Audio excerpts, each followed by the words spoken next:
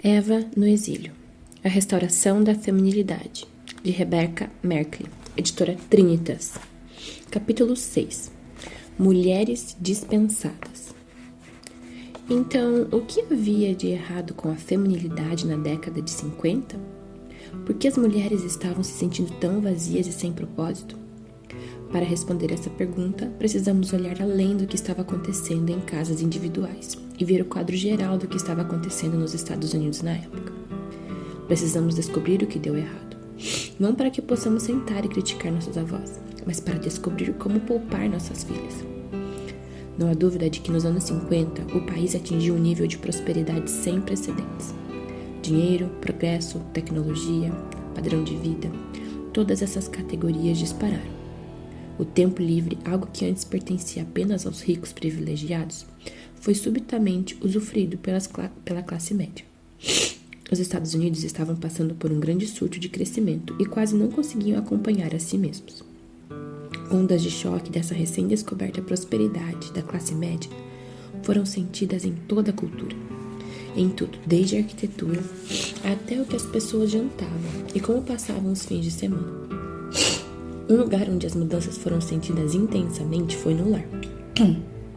Com a ascensão dos subúrbios americanos, as casas eram novas, modernas e eficientes. Com a explosão da tecnologia e sua repentina disponibilidade crescente, o caso de amor americano com a eficiência foi trazido para dentro de casa.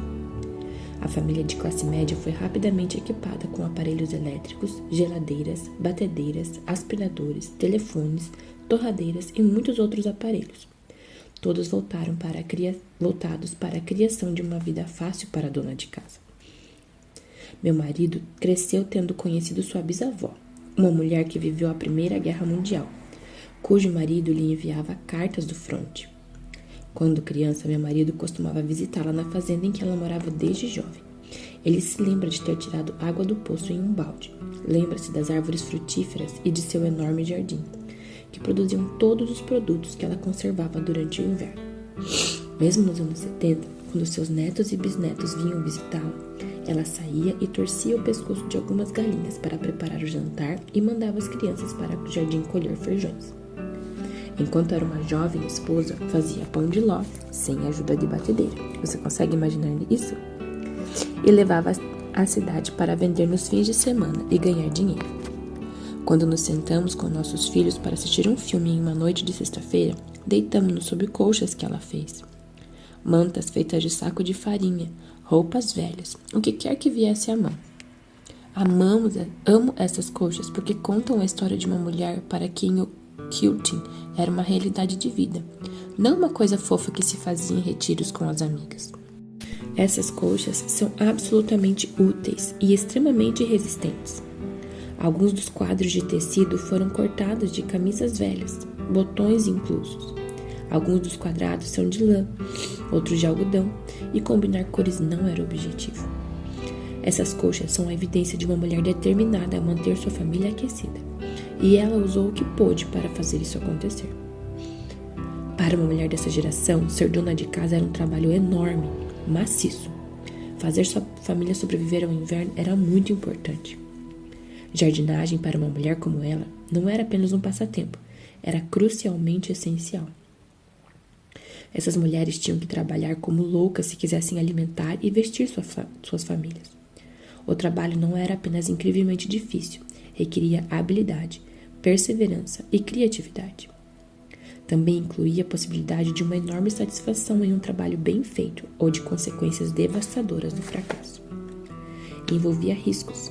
Essas mulheres estavam jogando pôquer de alto risco e precisavam ser boas nisso.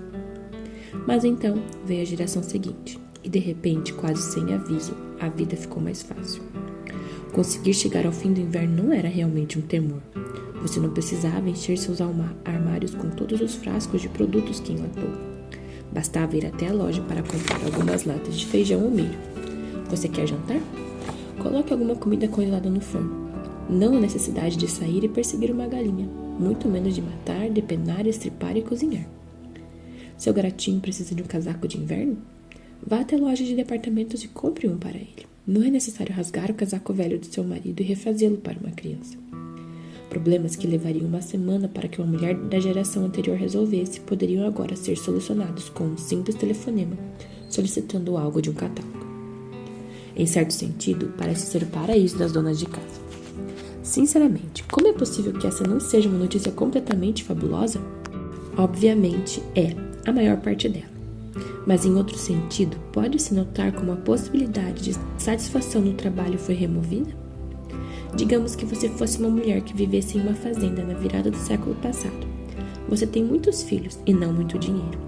O inverno está chegando e você precisa alimentá-los durante toda a estação. Quando você começaria a fazer os preparativos? No exato minuto em que terminasse o último inverno. É aí que começa. Você então pega as sementes que guardou da colheita do ano passado, começa a semeá-las, planta em seu jardim.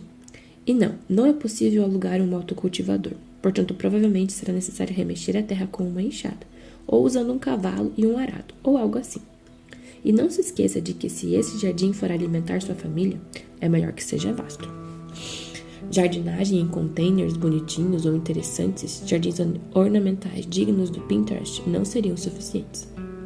Você cuida dele o verão inteiro e colhe. Você molha, seca, preserva.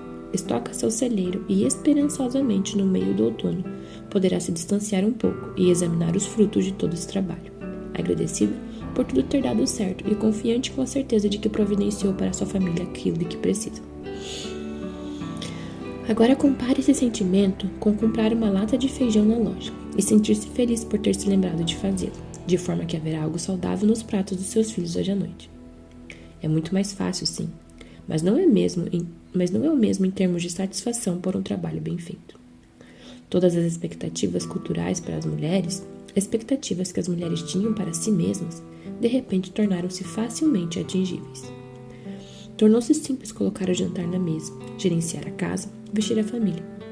O trabalho, outrora habilidoso das mulheres, foi subitamente substituído por utensílios domésticos e pela acessibilidade de bens produzidos em massa. Não é à toa que as mulheres se sentiam dispensadas. O que a princípio deve ter parecido como um paraíso na terra, deve logo ter se tornado entediante. Se você já leu algum conselho para donas de casa dos anos 50, é tão vazio, superficial e insípido que não é de se admirar que fossem infelizes. A dona de casa ideal deve garantir que a casa esteja silenciosa e arrumada antes que o marido retorne. A dona de casa ideal deve pôr jantar na mesa quando ele chegar. A dona de casa ideal deve passar um pano sobre as mesas antes que o marido entre pela porta.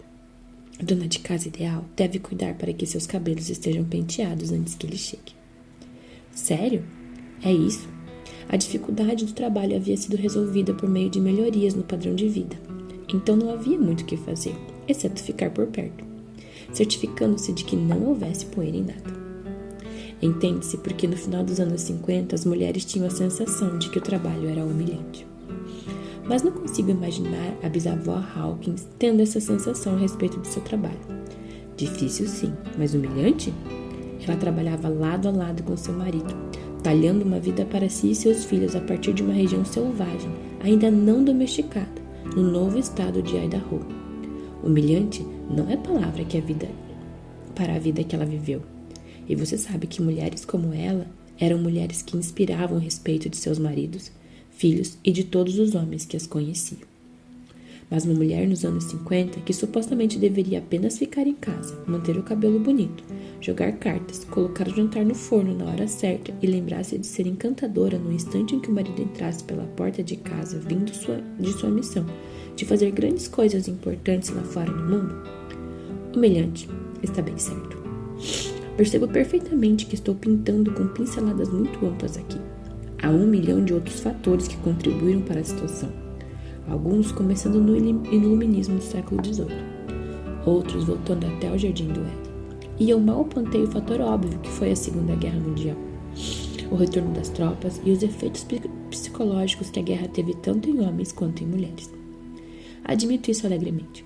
Todos esses foram ingredientes importantes, mas eu diria que a prosperidade dos anos 50 e a facilidade de vida subsequente foram uma causa direta da falta de propósito que todas as mulheres pareciam estar sentindo. Isso também explica por que Friedan propôs a solução que apresentou.